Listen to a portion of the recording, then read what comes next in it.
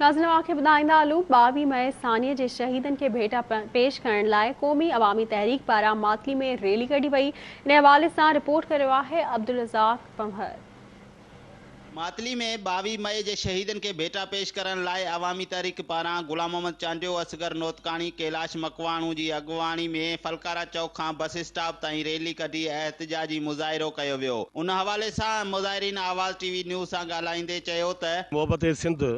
जेका रैली उन ते अमन ख़ातिर जेका कई हुई त असांजो जेके शहर आहिनि उन्हनि में अमन क़ाइमु थिए ऐं उन ई पुरअमन रैली ते दहशतगर्दनि हिकिड़ी फायरिंग करे असांजा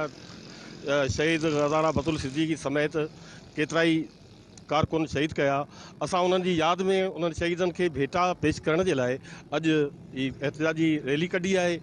ऐं असांजो इहो ई मुतालबो आहे ऐं रहियो आहे त सिंध अमन जी धरती आहे, सिंध अमन थी चाहे ऐं जेके बि धुरियूं हिन सिंध में रहनि थियूं उहे अमन जी पासदारी कनि। 22 मई लाइ जेको असां रैली कढी आहे, असांजा जेके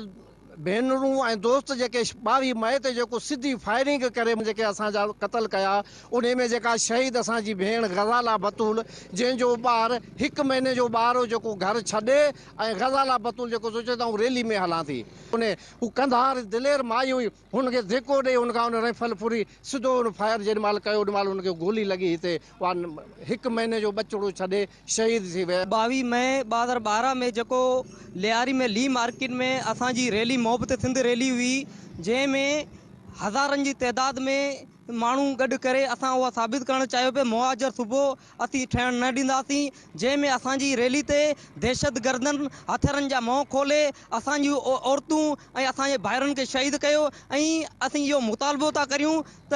इन्हनि खे दहशतगर्दनि खे फांसी ॾिनी वञे। हिननि मुतालबो कयो त सिंध अमन जी धरती आहे, असां अमन चाहियूं था। 22 मई जे वाक़े में मुलवस धुरिन खे वाउखो करे शहीदनि जे खून सां इंसाफ़ कयो वञे। कैमरामैन इरशाद अली पंवर सां गॾु अब्दुल रज़ाक पंवर, आवाज़ टीवी न्यूज़, मातली।